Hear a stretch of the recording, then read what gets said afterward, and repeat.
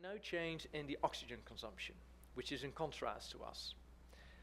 And if they first did a bit of exercise, a warm-up, then applied the IPC, they found same results for both oxygen consumption, workload, and exercise time. So it partly confirmed what we found, but also a bit in contrast. And now, a number of years later, a lot of studies have sort of looked at this. And if you look at the literature, overall, if we just take oxygen consumption as the main outcome, the overall result is that it doesn't really affect it. But workload does increase. Overall, most studies do find an improvement in workload, which is actually a good thing, because if you look in exercise performance, let's take the Tour de France, the person with the highest workload is more likely to win the Tour de France compared to the person with the highest ability to consume oxygen. And that's something that we know in exercise performance, so that it affects the maximal workload is far more important than it could affect the VO2.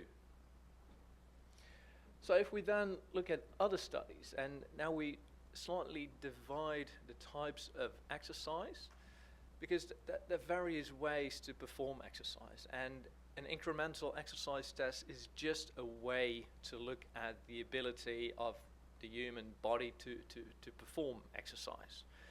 But there are different types of exercise, and broadly you can divide them into three parts. First, the anaerobic, alactic part, which is really sprint performance. You have ATP in your body, and that's depleted within 15 seconds. So you have that ATP ready for sprint performance. So this relates to Usain Bolt running 100-meter sprint.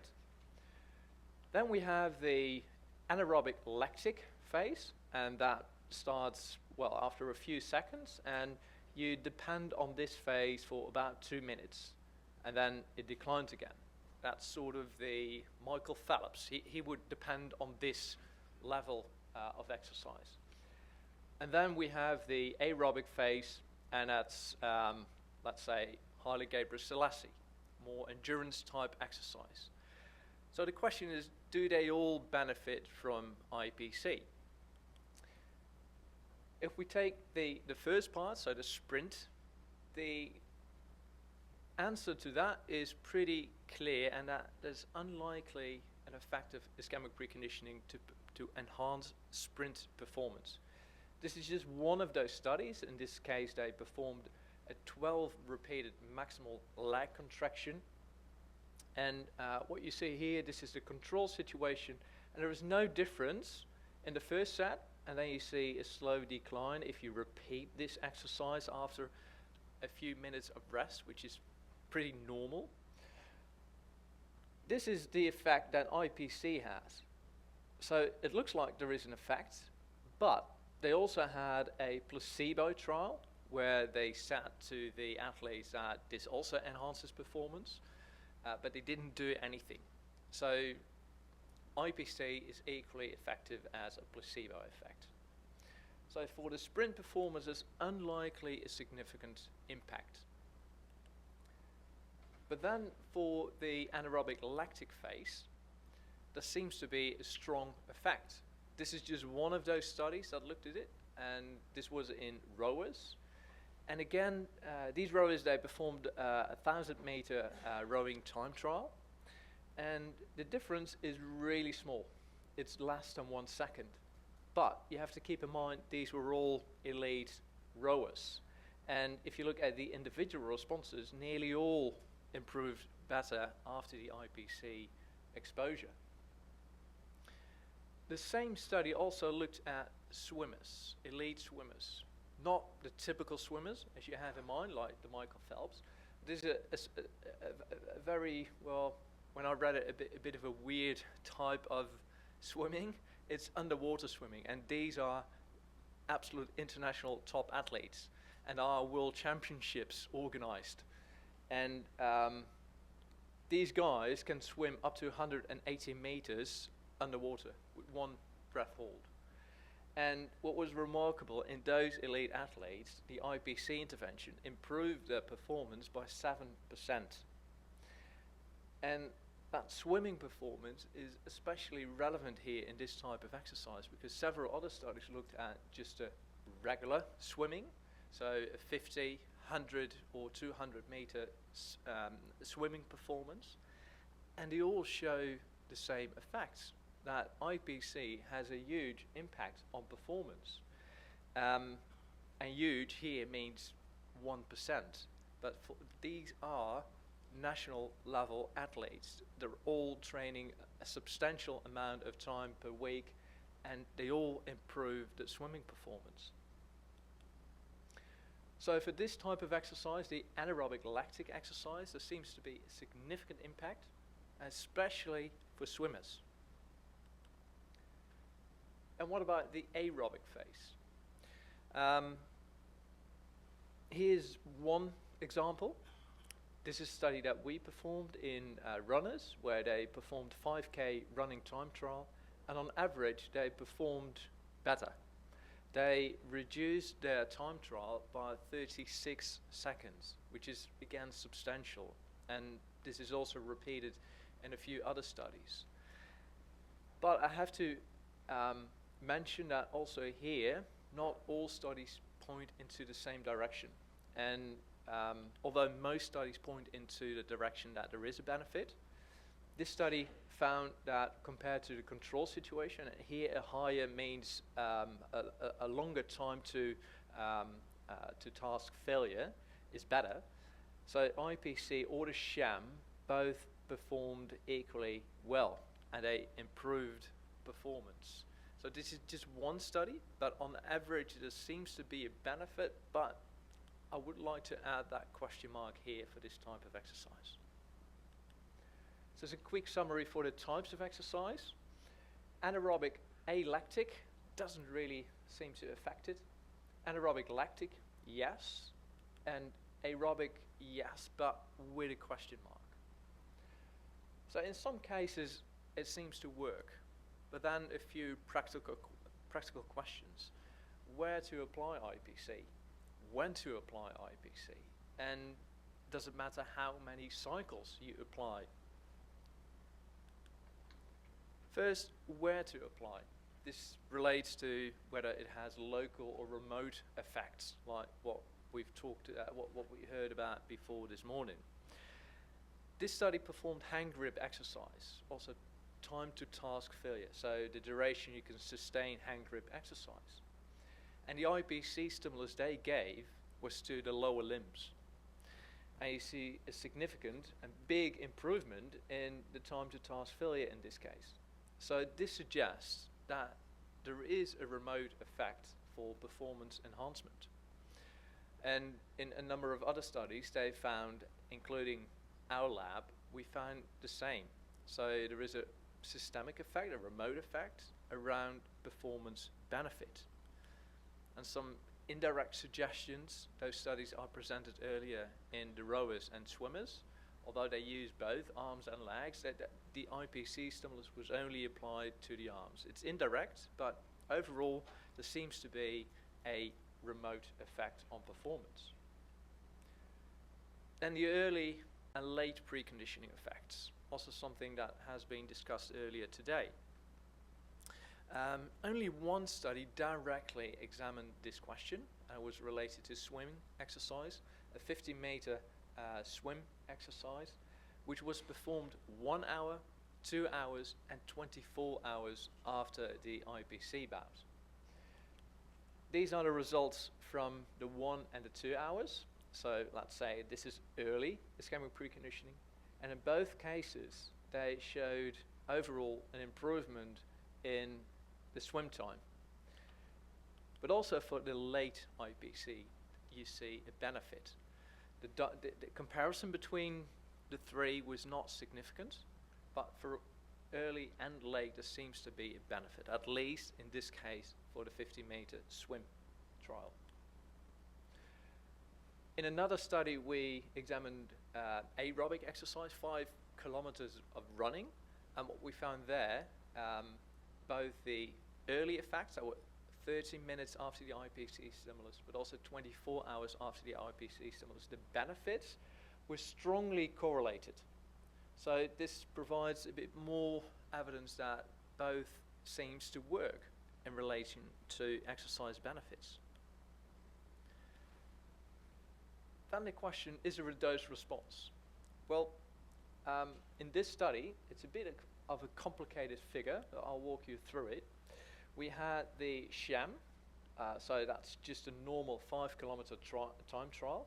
Anything below here is good, is a benefit. This is the traditional IPC, which has a benefit, and the remote, which I discussed earlier, also a benefit. But if we change the dose, both an increase in the dose, so 8 times 5 minutes of ischemia, or we do 4 times 5 but then unilateral instead of bilateral, it doesn't really seem to affect the impact on performance. So around the question of the dose, it's unlikely that there is a bigger benefit if you increase the dose for exercise performance. So again, that same summary, remote and local, yes, seems to work both. Early and late, yes. Is there a dose response?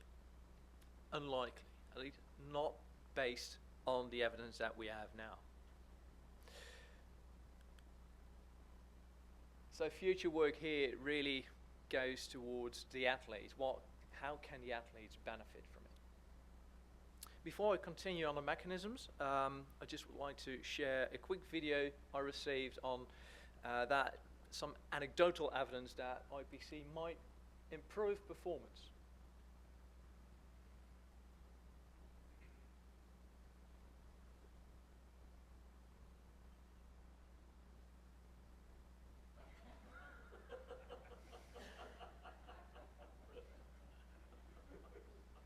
Apparently he used IPC, I'm not sure.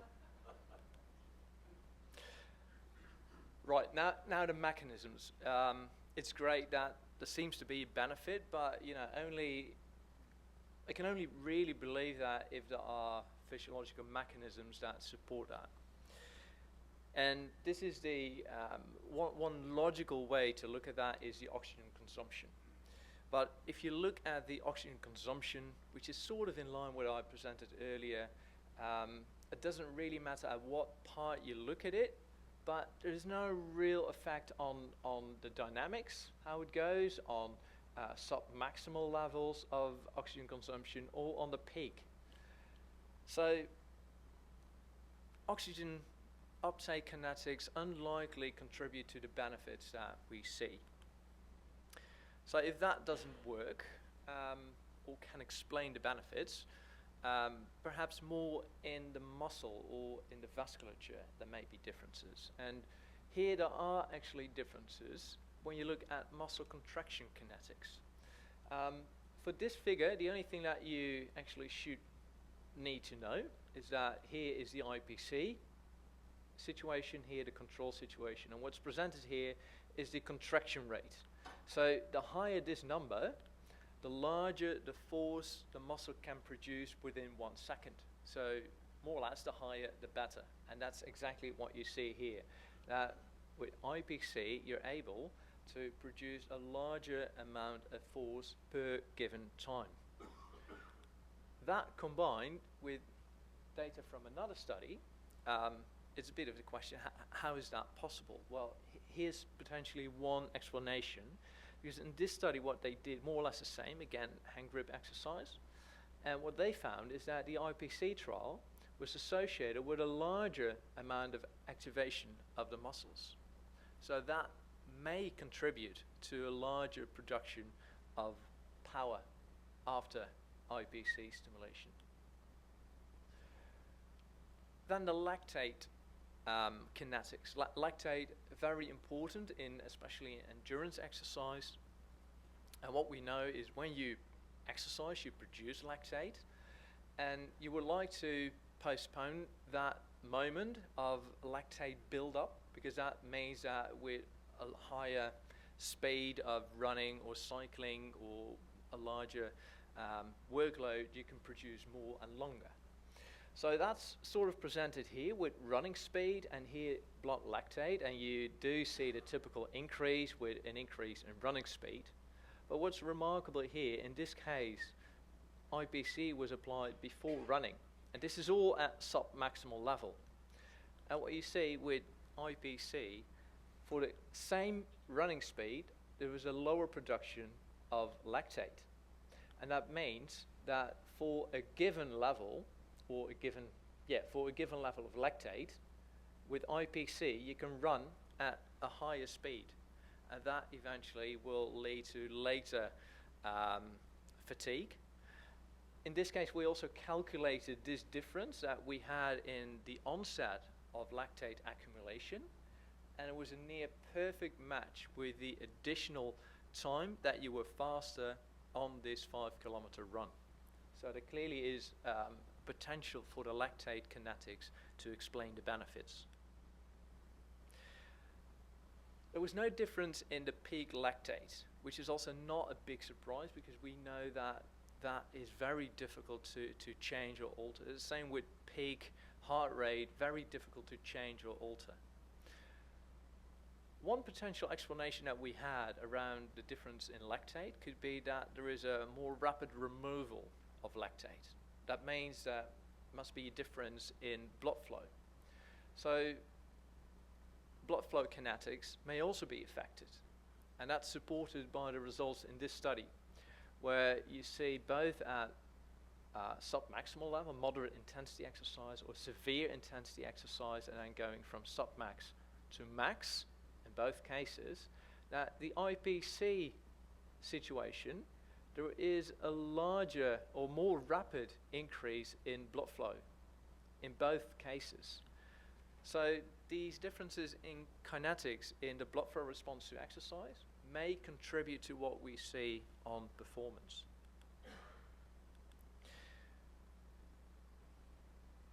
Also on the vascular side of things, not only blood flow, but we also know that vascular health is important. And we also know that severe exercise causes impairment in vascular function, which may contribute to fatigue. And in this study, what we did, a bit of a complicated protocol, but we performed an FMD test of endothelial function of the brachial artery before and after the intervention, IPC or sham, and also after 2 bouts of exercise to examine what happens.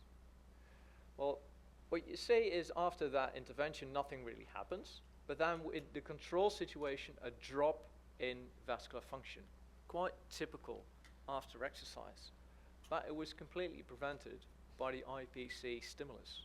So this may also contribute to the benefits that we see. And as a final mechanism, a bit of provocative, I would say, are these results, and they look at a subjective measure of pain. And what was remarkable is that although at peak levels it was not different, it was near max, so that's also not a big surprise. But during sub-max levels, the people that underwent IPC reported a lower pain score. A clear disadvantage of this limitation is that it's subjective. In this study, it's not a subjective measure. What they did, a bit complicated. I just want to focus on these results, because what they did is they performed exercise, either proceeded with IPC or control situation, and after exercise, they inflated a blood pressure cuff around the arm. That means that the arm is in need of oxygen. If you occlude the arm, that causes a pain stimulus, and quite a severe pain stimulus. That increases the blood pressure, increases heart rate. But what was remarkable is that that increase was attenuated when the same exercise was preceded by IPC. So it's a more subjective way of looking at the about what happens during exercise or after exercise with IPC. So there may be a reduction in pain sensation due to the IPC stimulus. So on the mechanisms, I think for now, what we know now, there's only one that we can't really prove, and that's the oxygen kinetics. For all of the others, there seems to be at least some evidence that they may contribute to these benefits. But I think a lot of work is still need to be done on this level to understand what happens. As a last part of my presentation, I would like to go back to this observation that we found a reduced vascular injury with IPC. Because it may also be the other way around. Perhaps exercise has some preconditioning effects. And I just want to share a few studies that sort of support this idea. In this study, humans performed 2 experimental arms. In one arm, they underwent the classic ischemic preconditioning stimulus, and blood was taken after that stimulus. But they also underwent high intensity interval training. And again, blood was taken. After that, it was perfused in rabbit hearts with the Langendorf preparation and exposed to ischemia and reperfusion, and then looked at the infarct size. And well, on the left side, it's not that surprising. This is the classic IPC, and you see the typical smaller infarct size with IPC. But here, this is the blood from the guys that performed exercise, and you see the same difference as you see with classic IPC. So exercise seems to release something in the blood that protects the heart from an ischemic infarct. We sort of did the same, but in humans, but clearly didn't look at the heart, but we looked at the vasculature using the flow-mediated dilation before and after 20 minutes of ischemia and reperfusion. We had 3 trials. We had the control, we had endurance exercise, and high-intensity interval training, which sort of is a bit comparable to IPC. And what we found here is that this is a control situation, a drop in the flow-mediated dilation. Quite typical. A lot of people have seen that before. Also, endurance exercise seems to show this drop. But a high-intensity exercise did not show this drop in vascular function. So exercise seems to have a bit of IPC effect. So that there seems to be some kind of exercise preconditioning effect. Whether that eventually also relates to a real benefit, a bit unclear. Hopefully this last slide will give a bit of insight into that. It's a combination of 2 studies that we did, where we examined the flow-mediated dilation before and after ischemia reperfusion injury in healthy subjects and in older subjects. And what you see is that in older subjects, it goes down probably a bit more. We tried to prevent that with ischemic preconditioning, which was successful in the young, but it was not successful in the old. Okay, nothing really new so far, but we also included an older group who trained their entire life for about 5 hours a week. And we performed these tests in those guys as well. And what's remarkable is that they didn't show this drop in FMD. And also with IPC, there was no attenuation of vascular or no presence of vascular damage after the stimulus. So lifelong exercise seems to prevent ischemic injury, with typically associated with aging. So my take-home messages for you.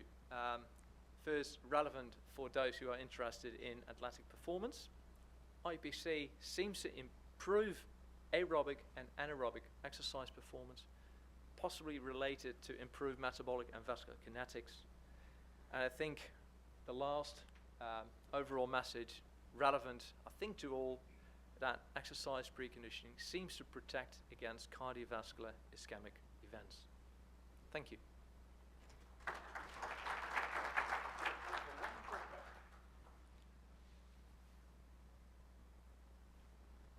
Fascinating. I have some data with the models